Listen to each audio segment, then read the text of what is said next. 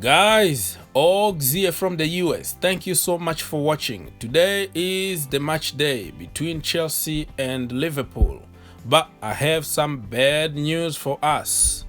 Bad news number one, we are playing home at the Bridge. And I don't have to repeat myself. Everybody knows what the Bridge represents to Chelsea Football Club at the moment. Bad news number two, the retro kit.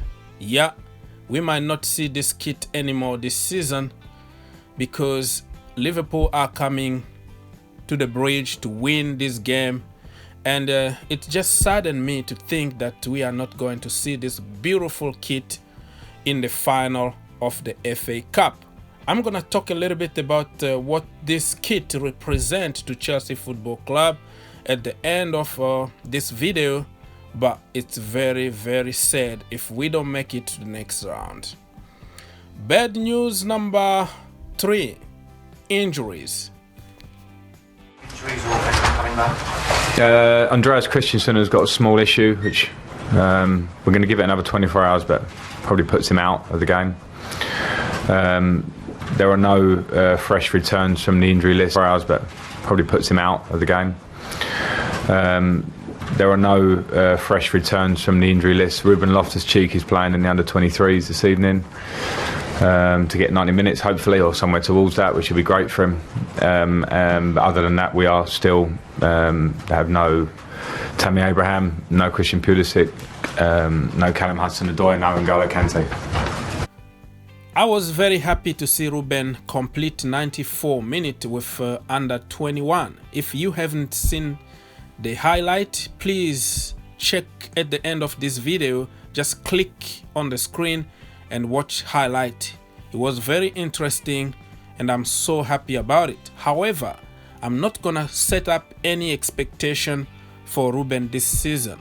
Everything that he will do will be a bonus for me. Anyways, the same people with agendas will say that Frank Lampard is making excuses and he's supposed to be doing miracles, win the Champions League, the Premier League, the FA Cup and everything with this current team, right? It's Frank Lampard's fault that we didn't sign anybody in January.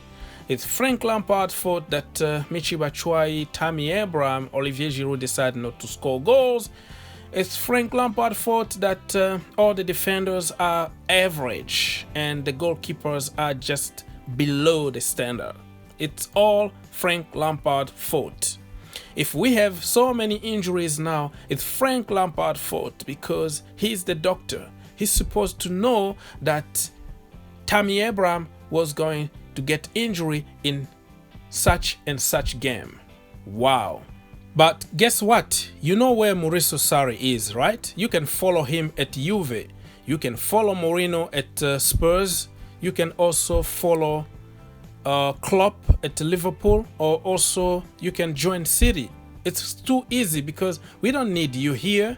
What are you doing here? Because anybody with a little bit of common sense will understand that everything is out of Frank Lampard's control this season. You like it or not, it's not because of your hate, not because of your stupid comment that anything is going to change. Frank is here to stay. You like it or not. If I could, I would move immediately to the 1st of July. And in the 1st of July, with Harry Kane, with Sissoko, with Son, with Bergwijn, with Lucas, with Lamela, I would love to be on the 1st of July, but I'm not. I am... Wow. So even the so-called best managers in the world can complain about the lack of signings and injuries. But for some reason, Frank Lampard has no right to complain about anything. He needs to do miracles. I'm not gonna waste my time anymore talking about those haters, but my manager Frank Lampard took a little bit of time because he watches my videos, and after watching my videos he took his time to respond to those idiots. Yeah, every player, and I said this the other day, is in control of their destiny in terms of how they train and how they play. This is Chelsea, and we're trying to close the gap to the top. So there can be no one that can be relaxed or loose or whatever. We have to push every day and then try and win the game that's in front of us. Try and train well on the day that's in front of you.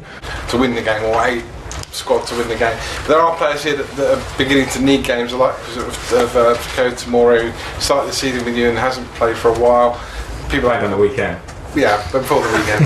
I forget that question. I know what you mean, and I'm aware of that. That's squad football, and from within, from my point of view, you have to see what you see every day and try and pick an 11 to win each game. Yes, that's my freaking manager right there, talking to those idiots. People who just sitting in their couches. They never been in the training session.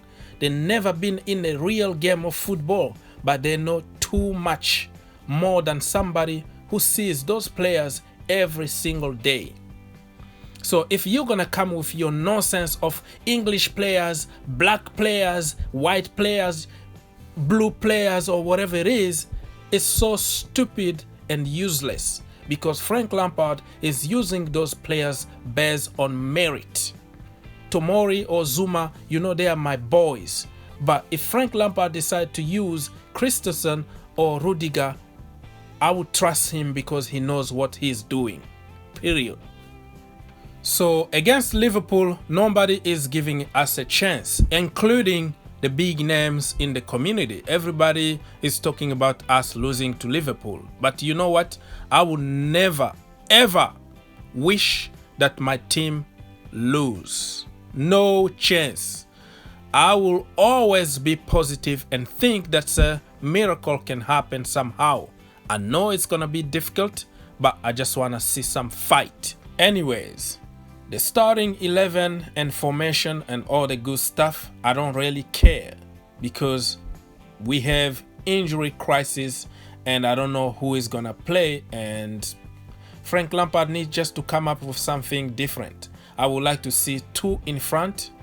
I don't mind Olivier Giroud and Marcos Alonso in front. Yes, I said it. Marcos Alonso as a second striker. So we can surprise them, because they will be expecting him to be a winger or left wing or something like that. And he's the only clinical guy that we have in the team. So he needs to be in advanced position and take all the defensive duty of him, so he can just do what he does best. I would like to see Broja and also Tino Anjorin to be given a chance. And back three, back four, I don't care. Just do something out there, man. To finish this video, I would like to talk about the spirit behind that retro kit. 50 years ago, we won the FA Cup wearing that same kit. And I don't know if the new generation, the new Chelsea team, understand the value of that kit and what it means to the club and the fans. There are so many fans out there that will do anything to get to that Chelsea team. They will run the entire day just to get your freaking 1 week salary. And you are a millionaire. You get so much money from the club, from commercial and everywhere. You get everything you need in life, and you can't even put some effort for the team. When I see those players put their head down, you know, and nobody is telling them to just wake up and keep fighting. I don't understand if they know what wearing that jersey means to them. I don't mind if we lose fighting, but what I've been seeing from those guys is just that they don't care, because they get their money, lose, win or draw. Guys, do something, man. Do something.